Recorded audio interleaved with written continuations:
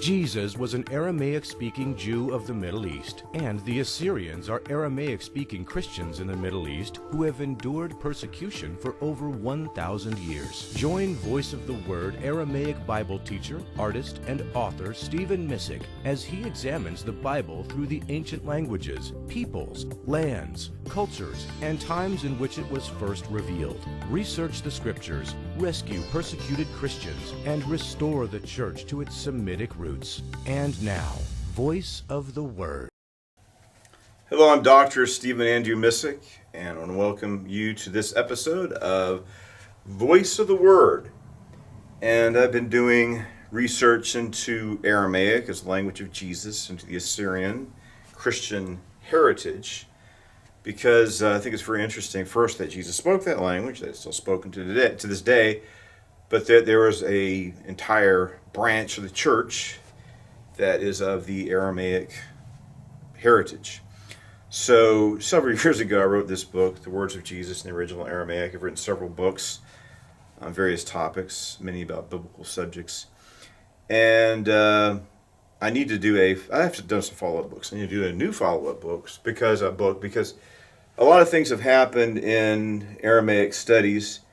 When I started researching the subject, I was kind of disturbed because there was in one way it's good. We had a popularizer of Aramaic, died in the mid-70s, I believe. His name was George Lamza, and he was an Assyrian Christian. But he worked with kind of Unitarian Universalist churches for whatever reason.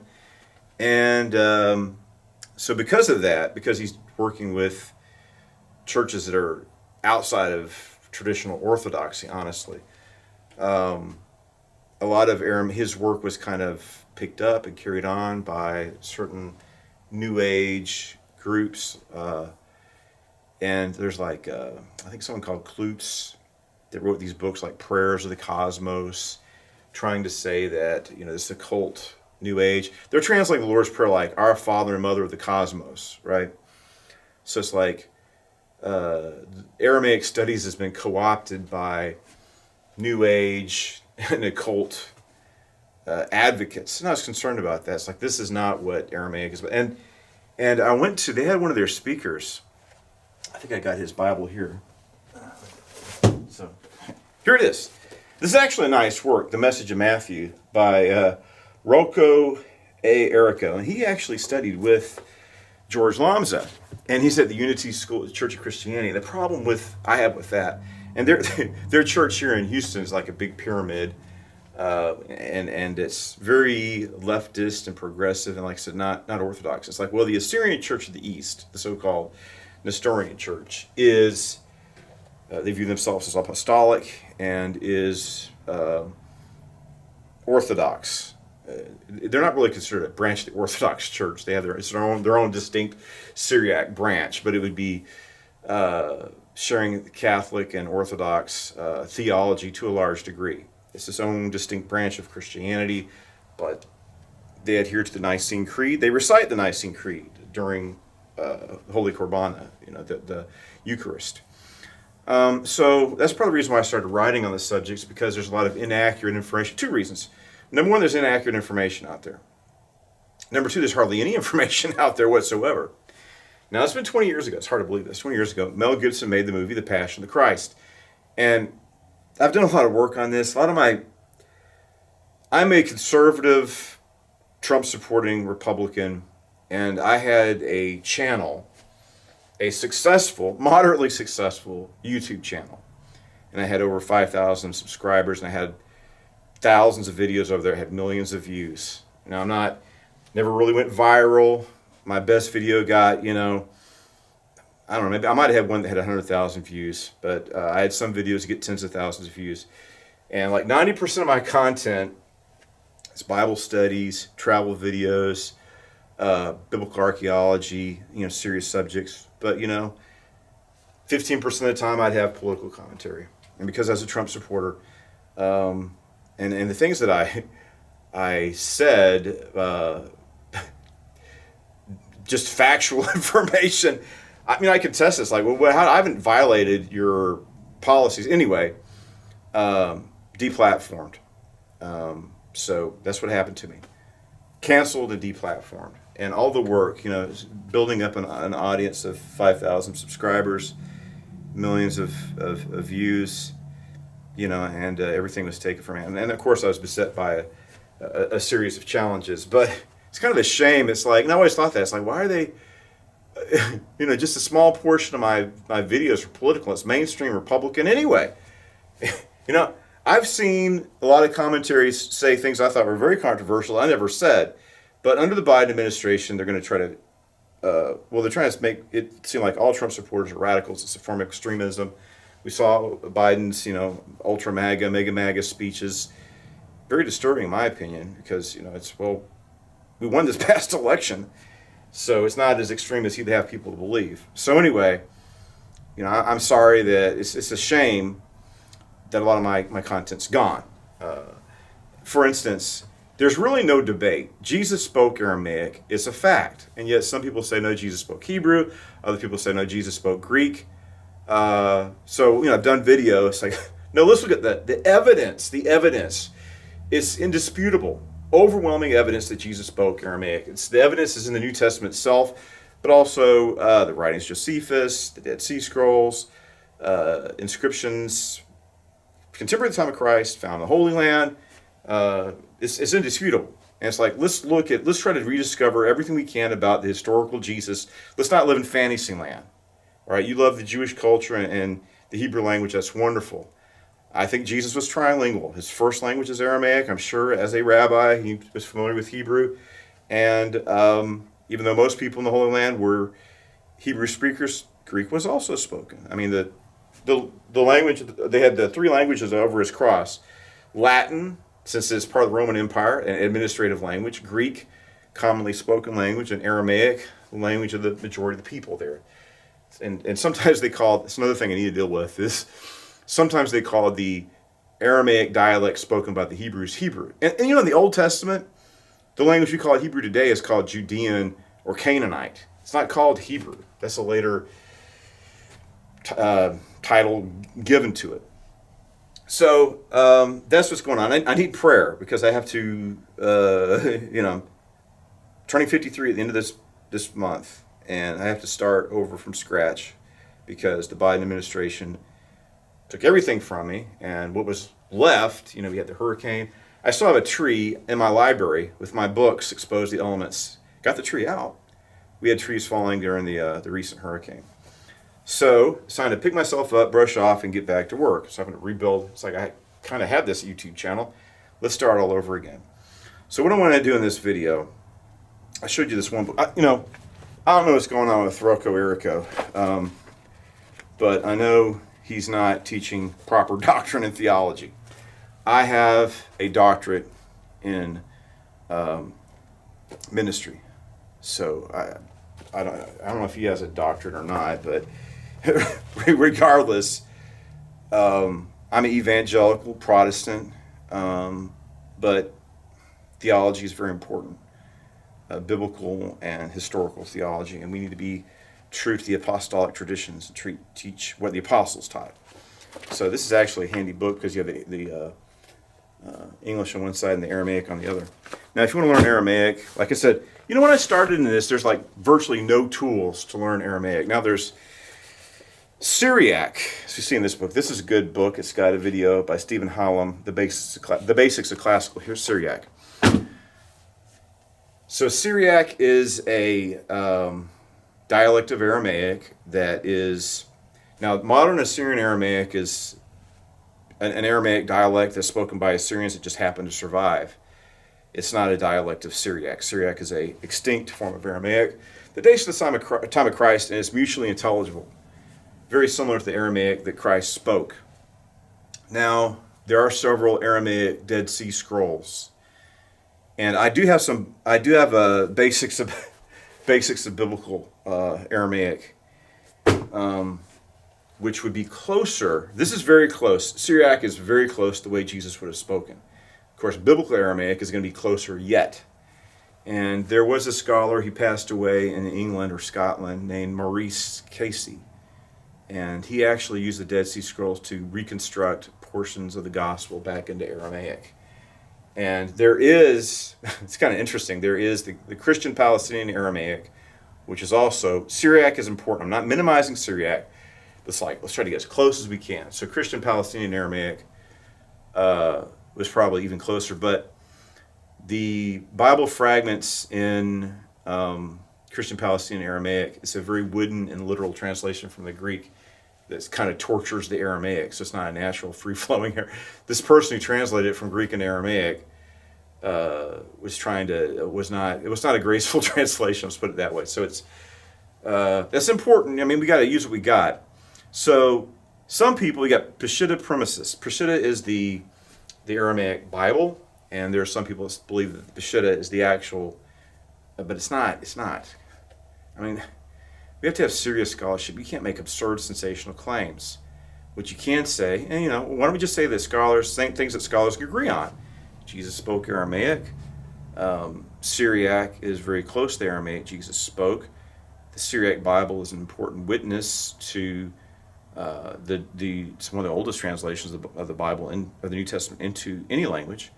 It's very similar to, so it's a very close approximation of the words of Jesus, so as he would have spoken. So Jesus speaks in Aramaic. Later on, it's written in Greek, and then translated back into Aramaic in the Syriac Peshitta. Now, the early church fathers had access to an Aramaic Gospel of Matthew. It's lost. When the Muslims went to Caesarea, they burnt down the library of Caesarea. So the Aramaic Bibles, they quoted from them, the church fathers did, but they don't exist anymore. I mean, I guess, who knows, there could be some kind of new archaeological discovery. But as of now, we have the Syriac Peshitta, which is out there, and you can learn Syriac and study, very helpful tool. Even the Palestinian Syriac, I guess, but it's not a complete Bible. I think most of the Bibles are presented. So, there's this book here. This is Aramaic History of the First World Language by Halzer Gazilla. I got a lot of books. Unfortunately, my books a lot of them are exposed to the elements right now. But I pray that be able to get the books out of the building to open up to the heavens and save my library. So this is the Syriac World. There's two books called the Syriac World. I haven't read this whole thing yet. So I think what we need to do is examine Jesus' words in Aramaic. But Christianity in the modern age, I was listening to Dinesh D'Souza today, and he was talking about, we have this new pope. I'm not Catholic, but you have to admit that the Catholic Church is an important and influential Christian denomination. It's just the way the world is, and it seems like, if there's going to be a pope out there, you want somebody who's adhering to the Bible and Christian tradition. Like Pope Benedict did that, and Pope Francis did not, and now we have a new pope, and I hope that this pope is not a left-wing extremist like Pope Francis, but is more biblical and traditional and theologically oriented. So Pope Benedict was a Bible scholar. That's why he was focusing on the scriptures in his papacy, which is good, isn't it? But what Dinesh D'Souza was saying is we need to realize that Protestants have a tendency of looking at, John wrote Revelation and that was it until Martin Luther. And it's no, we need to avail ourselves of our past. And it doesn't mean agree with everything. We need to look at it from our perspective, our theological, biblically, Bible's preeminent, and that's how we're going to look at things as evangelicals and as Protestants. But there's things that it's a treasure trove, right? That we need to, maybe discerning. Jesus gave these parables. He says, a wise scribe is this is the Gospel of Matthew. A wise scribe is he has a treasure house of treasures or insights, those old and new. So there are treasures in the Christian past and the different faith traditions that we need to avail ourselves of. But also Jesus gave parables of the kingdom of heaven as like, the fisherman. He has a big net, and there are certain fish he throws back, and there are certain fish he keeps. So as Protestants, as we look at the tradition plus, Christianity was always meant to be a global religion. And the Western Christendom model is important and has done a lot of good in the world. Might be under attack. The old Christendom, Western Christendom model, it's been the most important and influential Christian tradition. But we have the Syriac tradition. Why is that important? They had Christianity in India. I've been to India, retracing the steps of Thomas. So I've visited Aramaic churches in India. China had a large, flourishing Christian denomination that faced many challenges, and probably the last remaining Christians in China were, we know for this for a fact, the Catholics went and converted them to Catholicism and other people. But there's a very strong possibility that many Catholics in China, some of them anyway, their families were probably, and some of the family lines probably originally Nestorian, or which means the Assyrian Church of the East, a Syriac denomination, which was in China since the year 636. It had various vicissitudes, go up and down and up and down. But we know from the records that the Catholics converted people from the Church of the East into Catholicism. They're still a big denomination in China to this day. So you have Chinese Christianity. They left. We discovered a treasure trove of documents in Syriac and Chinese in China. That's important. I mean, that's very interesting, right? For reaching these cultures for the gospel, right? India, and then the Coptic church tradition, Ethiopian. So we need to broaden our view of Christianity to include the traditions instead of just looking at we have the two traditions people are familiar with, right?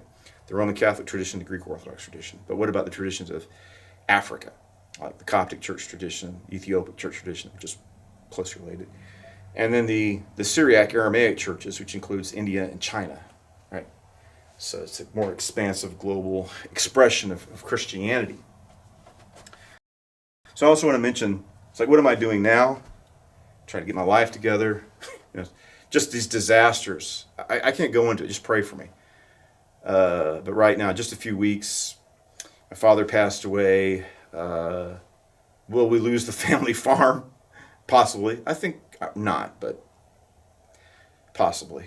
What else? My military career, 30 years in the military. And we had the Patriot Purge of, I have to fight that. The Biden administration is like, we don't want Trump supporters serving in our military. You're going to retire. We're going to take adverse action against you. That happened in America. That was the Biden administration. Shocking, but it happened. It happened to Pete Hegseth. I recommend his book here, The War on Warriors. Same thing that, sadly, read this book, what happened to him, what they did to him. He has this is a Catholic study Bible I use, the Jerusalem Bible. It's got the Jerusalem cross in the front. And he was labeled as an extremist and kicked out of the military for having, he has a tattoo of the Jerusalem cross. And this Bible, at least the first edition, the original Jerusalem Bible, was partially translated by J.R.R. Tolkien, who also, they consulted him also in just the general verbiage of it. Never thought these things would happen in America, but they have. So I need to get back in the military and continue to serve and then properly retire without facing political persecution, religious persecution too. So I also want to mention, like I said, in the Syriac church tradition, we don't just have, the Bible's important, but we have theological works from an Aramaic perspective. And a lot of important, if you get a collection of the early church fathers, one volume is almost, most of it's Syriac. There's a lot of volumes in the early church father collection. But Syriac is important. And this is an important work. This is the Clementine Homilies and Recognitions. This is translated from the Aramaic by F. Stanley Jones. So what I'm working on right now, I thought about, honestly, after getting canceled, it's like, I feel like it's like there's no hope. I've been canceled. I've been like erased from existence. And once you try to put out content, once the powers that be, it used to be the FBI doing all this stuff. We just had Alejandro Mayorkas was exposed by, was it Christy Noam, that he was censoring people. Probably me. I'm probably among the people who've been, 1,000 pages of from the government monitoring people's speech. The federal government monitoring people's speech. They did this. This is going on when Trump was president. They're trying to get rid of him, and they're also working against millions of Americans, like including me, to silence us, to censor us. And it's just discouraging. It's like, why even try? I'm going to be, once my channel starts getting views, and then the authorities figure out, oh, Chaplain Missick, Dr. Missick's getting an audience again, and then I get shadow banned. You can see it happening. It's like, oh wow, I'm getting views. It's growing. It's like, oh, they're going to figure out it's me, and then they're going to shadow ban me, and maybe take down my channel again. But I decided, screw these people. I'm going to fight back. And like the movie I put together, I'm going to put that back up. It looks like with Trump back in office, all this censorship, I'm hoping it's just going to be an exercise in futility. They can't stop us. They can't silence us. And I kind of wonder, it's like, I've got my friend Robert Farrell, and they censor him too. And it's like, he doesn't deal with political issues that much at all. He's just doing apocryphal text, and he gets censored. Maybe it's because we're speaking the Scripture and the Word of God, and there's just diabolical, evil forces out there trying to silence us. But what I'm working on right now, I think this is very important. This is the lives of the 12 apostles. I'm getting the traditions from Abdias of Babylon, Abdias of Babylon is one of the early. The tradition is that he was one of the 72 disciples, and this is a very ancient tradition. Now they think that Abdias of Babylon, the version we have now, dates to 550, something like that. But the tradition of Abdias probably goes back several centuries before that. So this is an old tradition that Abdias of Babylon worked with St. Jude and Simon the Zealot, and he collected the lives of the 12 apostles in a chronicle. That's the tradition. And the thing about Abdias is like, it's a collection of the traditions of the lives of the 12 apostles and their martyrdoms. And it's kind of like, it's considered the standard text. A lot of people are interested in that. So I want to make this, the book hasn't even been properly translated in English yet, and I just think it's good to make these, because people are interested in the story of the 12 apostles, and it's important. So, this is one of my more recent books, and then we have The Lost Acts of Peter according to the Ebionite Jews. This is the Clementine, or the homilies and recognitions of Clement, which were written by ancient Jewish Christians. It's very fascinating. And that's also preserved in... you have the Recognitions of Clement, which exists in an important Latin edition, but the Aramaic edition is older and a witness to the original. Probably is written in Greek, but I got an Aramaic version. It's the missionary journeys of Peter. It's very important, but it's written by a sect of Jewish Christians. So this shows us the importance of studying the Aramaic Christian heritage. It gets back to original primitive, Christianity, and these lost texts. I'm surprised that an Acts of the Apostles written by Jewish Christians. Some of these traditions go back to the late 1st and early 2nd century, and the Lost Acts of Peter is probably written 150 to 180, maybe to 220 at the latest, and then these two versions are made a little bit around the year 300.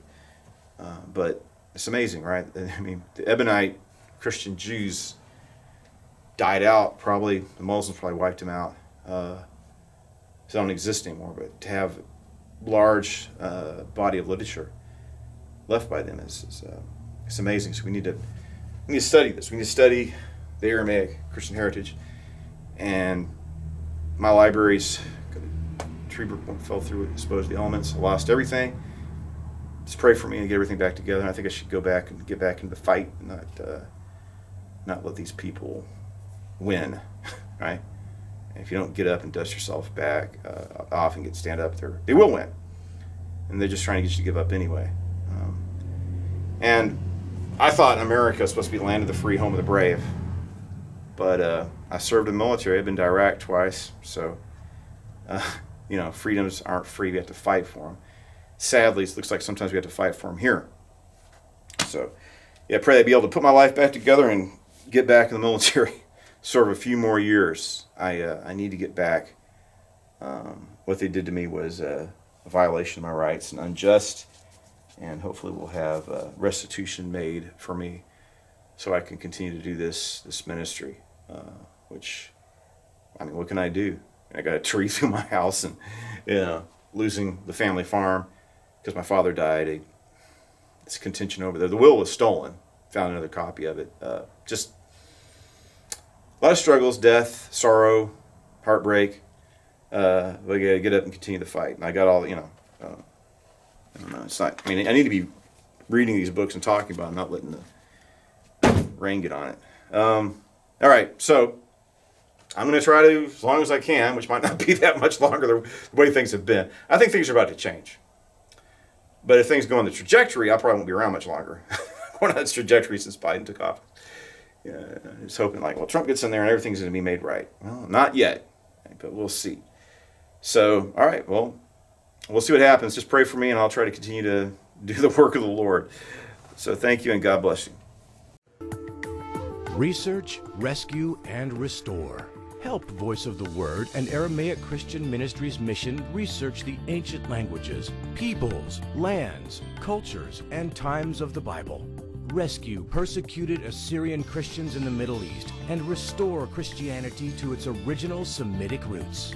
For Stephen Missick's books, online giving, and other resources from Aramaic Christian Ministries, visit www.stephenmissick.com. Join us next time on Voice of the Word as we research the Scriptures, rescue persecuted Christians, and restore the church to its Semitic roots.